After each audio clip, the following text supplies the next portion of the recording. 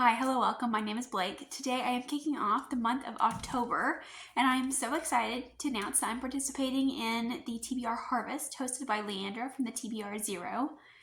And she made a cute little pumpkin patch, and there is, a tombstone hunt, and there's a bingo board. I will leave a link down below so you can check it out, but I participated last year and had a really great time.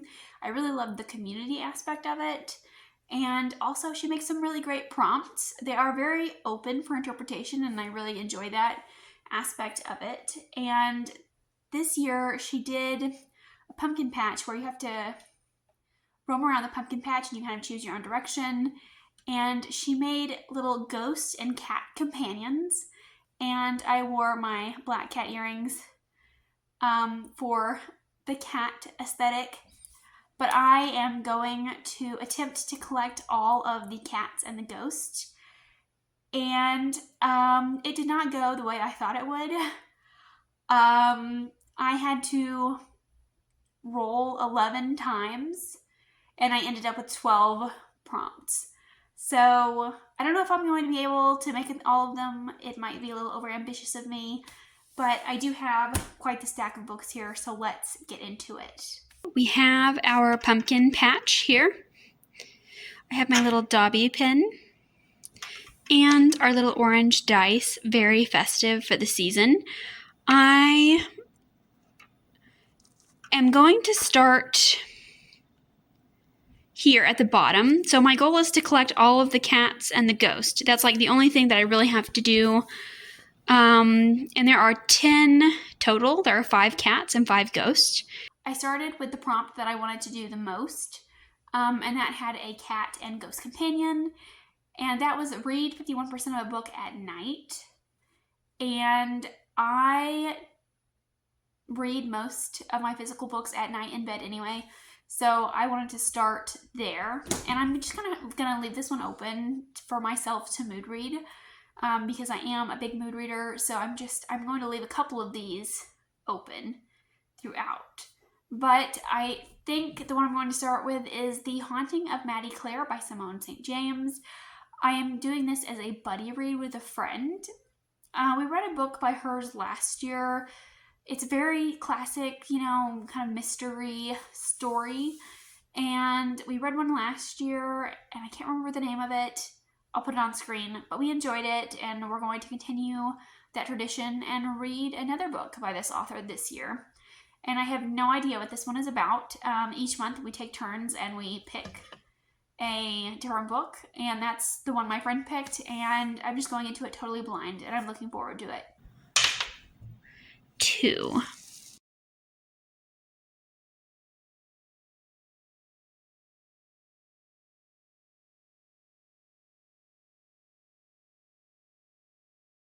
For the jack-o'-lantern, I thought I would participate in the Reading Nymphs 24-hour Readathon challenge. It sounded like a lot of fun. There's a little game board, and she has all of these little prompts you could do over the course of the day, the weekend, that week.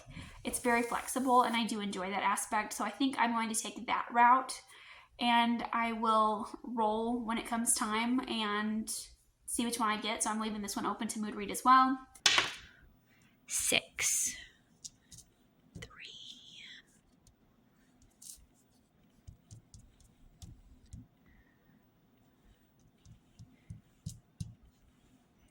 Okay. Man, I don't know what to do. I think I'll take it up here. 1, 2, 3, 4, 5, 6. Scenic reading to collect my first cat.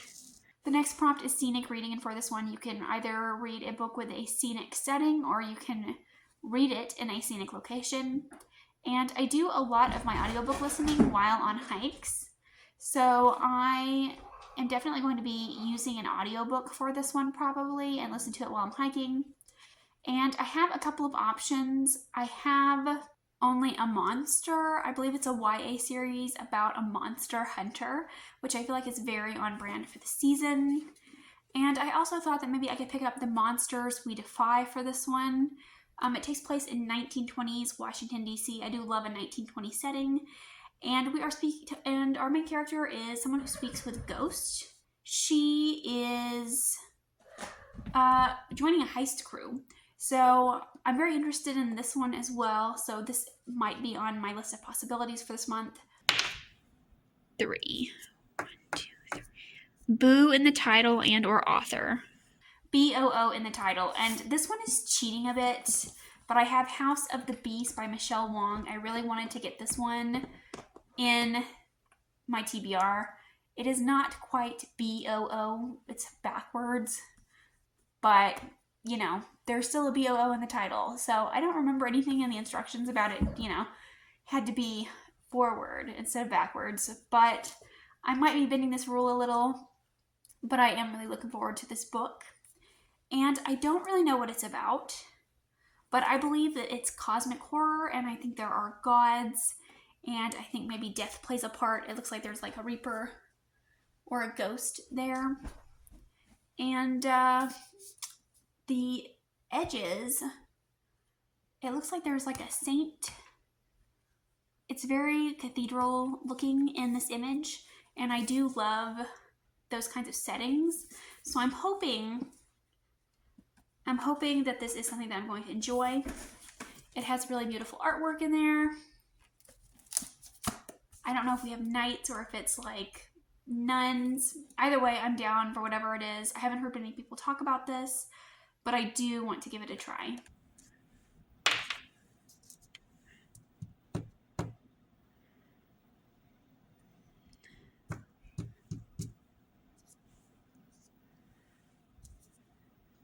Now we have Highly Anticipated. For Highly Anticipated, I have A Theory of Dreaming by Ava Reed. And I read A Study in Drowning last year, and this is its sequel. And I'm surprised that it had a sequel because book 1 wrapped up really nicely. So I didn't think there would be a sequel. And I'm really surprised that I liked A Study in Drowning because it was more vibes than plot. And I normally don't like that. So I was really unsure about whether or not I wanted to continue with the sequel. I wasn't sure if book 1 was kind of a fluke for me, like if it would actually hold up if I revisited the world. So I'm cautiously optimistic that I will enjoy this one. I remember I really loved the setting of book 1. I loved the idea of scholars studying literary works, and I really enjoyed kind of the fairy tale aspect of it. There was this aspect of, is it real or is it not real? And I did enjoy that as well. So I have no idea what book 2 has in store for me, but I'm hoping that we can have another enjoyable read here.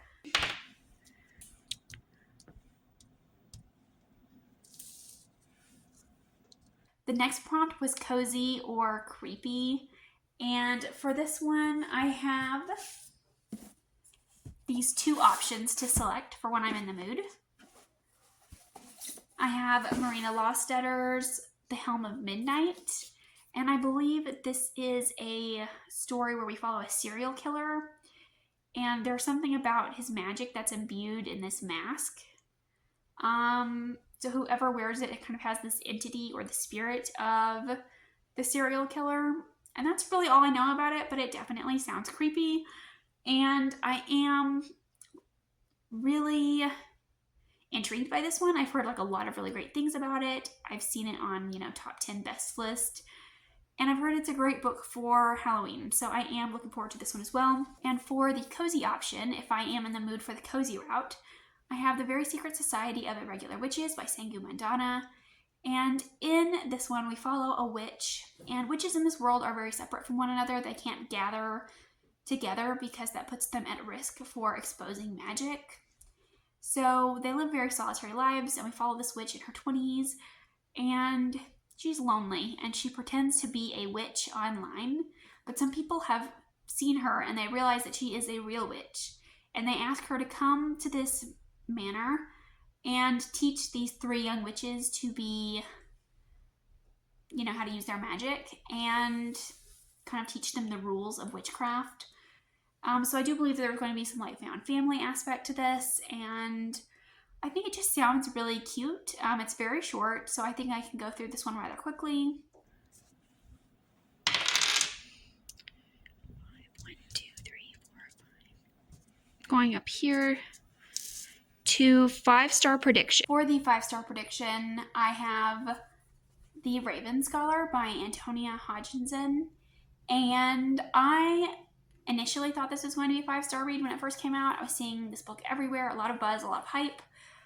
But since then, I have seen a couple of people that I really trust say that they did not like this one. And Leandra herself did a video on this one recently. I'm not going to watch it until I read it, but it seems that she didn't like it either. So I am now seeing more negative reviews for it, and that does worry me a little bit because I have heard some things that make me think that I won't like it. But it was initially a 5-star prediction for me earlier this year. I thought it was going to be one of my favorite reads of the year. It was my most anticipated release of the year. So I am still going to give it a go. It's quite a chunky book. It's over 600 pages, I believe. And I'm nervous. I think there are trials. We have characters in a school setting. And I do love all of those things. But since then, I have started to hear some things. So this is another one that I'm really nervous about getting to. But there is no better time than the fall season, in my opinion, for this book. 1, okay, treat yourself. And to treat yourself, this is one of those prompts that can be, used for books or something else. And I might use it for something else. 2. So that is here, under 300 or over 400 pages. I have Fangs by Sarah Anderson. I think this is like a cute comic or graphic novel. And it's about a vampire woman who falls in love with a werewolf man. And it's short and it's super cute looking. I love the cover. I just think it sounds like an adorable read, and I think I'm just going to just fly through it. It's definitely something I've had on my radar for a while. 5.